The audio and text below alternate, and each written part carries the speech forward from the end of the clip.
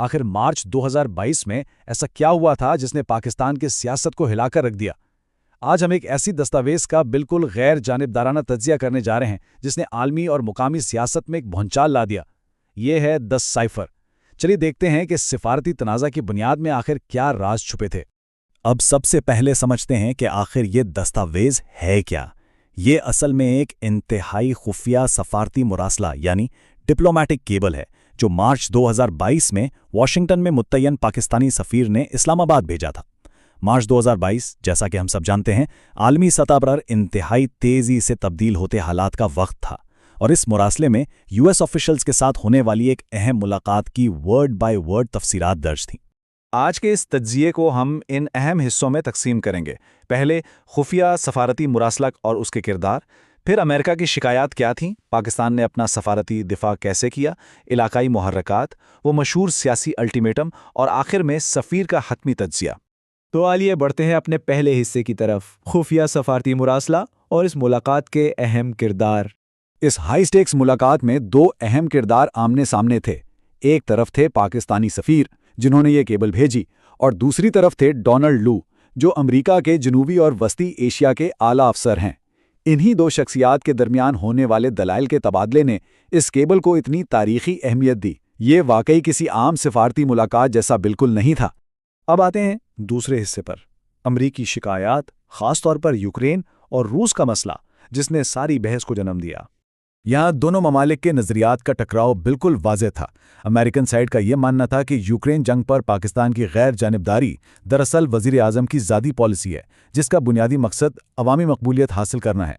लेकिन इसके बिल्कुल बरक्स पाकिस्तानी मौक़िफ़ ये था कि न्यूट्रलिटी किसी एक फ़र्द का फ़ैसला नहीं है बल्कि ये इदारों की बाकायदा मुशावरत से बनने वाली एक स्टेट पॉलिसी है। पाकिस्तान का जोर इस बात पर था कि मसाइल अवामी लड़ाई से नहीं बल्कि सिफारतकारी से हल होने चाहिए। इसी पॉइंट पर एक बड़ा अहम सवाल सामने आता है, क्या वाकई अमेरिका के लिए असल मसला पाकिस्तान का अक़वाम मुत्तहिदा यानी यूएन में वोट ना देना था? आइए देखते हैं। केबल के मुताबिक इस सवाल का जवाब खुद डोनाल्ड लू ने क्लियर कर दिया था। उन्होंने वाज़ेह किया कि अमेरिका की असल परेशानी यूएन का वोट नहीं था बल्कि वज़ीर आज़म का दौरे रूस था।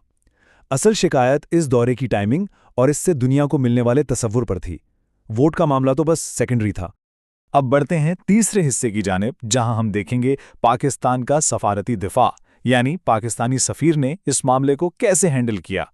पाकिस्तानी सफ़ीर ने इस दौरे के दिफा में 4 निहायत ठोस नुकात पेश किए। पहला पॉइंट, ये दौरा रातों रात नहीं बना बल्कि पहले से तयशुदा था।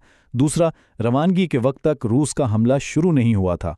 तीसरा, उन्हीं दिनों में यूरोपीय रहनुमा भी तो मॉस्को जा रहे थे। और चौथा और सबसे अहम पॉइंट, इस दौरे का मकसद बिल्कुल क्लियर था, यानी सिर्फ बाहमी ताल्लुकात बरकरार रखना, किसी किस्म के हमले की हिमायत करना हरगिज़ नहीं था। और इन्हीं दलाइल की बुनियाद पर सफ़ीर ने एक इंतहाई अहम आलमी उसूल याद दिलाया। उन्होंने जोर दिया कि हर मुल्क को गैर जानिबदार रहने का हक हासिल है। आलमी तबक़े को किसी भी मुल्क को इस बात पर मजबूर नहीं करना चाहिए कि वो यूक्रेन के मसले में किसी एक फरीक का साथ ज़रूर दे। असल में ये रियासती खुदमुख्तारी और सफारतकारी का एक बिल्कुल बुनियादी उसूल है जिसे वहाँ हाईलाइट किया गया। चलिए अब चौथे हिस्से को समझते हैं, इलाकाई मुहर्रकात, जिसमें अफ़गानिस्तान और भारत का जिक्र आता है। मुलाकात के दौरान पाकिस्तान की तरफ से एक बड़ा खदशा सामने रखा गया। दरअसल डर ये था कि यूक्रेन की इस आलमी जंग के शोर में कहीं अफगानिस्तान का अमल पीछे न रह जाए। पाकिस्तान के लिए अफगानिस्तान में अमन लाजमी था और इसके लिए रूस समेत तमाम ममालिक से राब्ते में रहना ज़रूरी था। ऐसे हालात में सिफारती ताल्लुकात को बिल्कुल ख़त्म नहीं किया जा सकता था।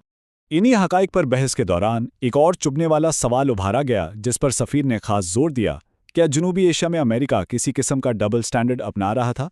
सफ़ीर के इस असेसमेंट को समझिए। उनके मुताबिक अमेरिका की पॉलिसी में एक वाज़ेह दोहरा मेयार नज़र आ रहा था।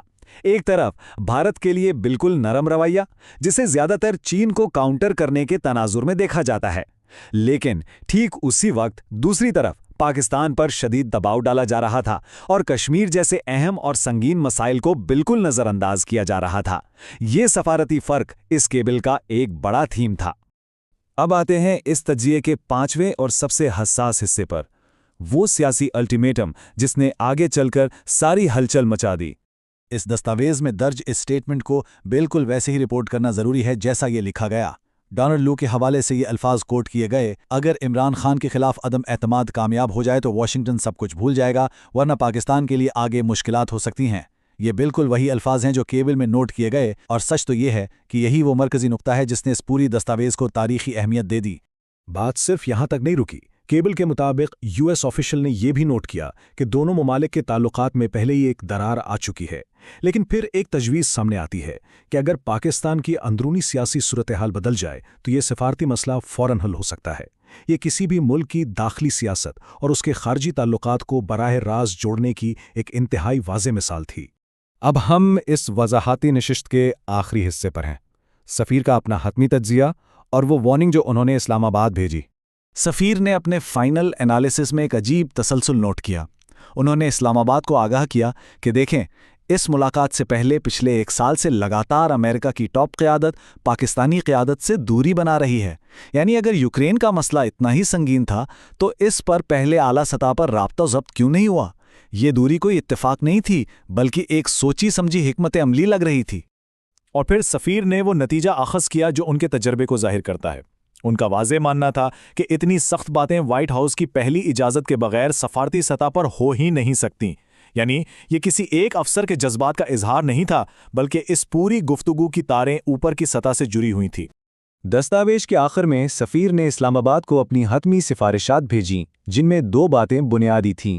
پہلی، بظاہر امریکہ پاکستان کی اندرونی سیاست میں مداخلت کرنے کی کوشش کر رہا ہے، اور دوسری، اس صورتحال کو معمولی مت سمجھیں، اس پر انتہائی سنجیدگی سے غور کرنا ہوگا کیونکہ یہ عام سفارتی معاملات سے ہٹ کر ایک سنجیدہ اشارہ تھا۔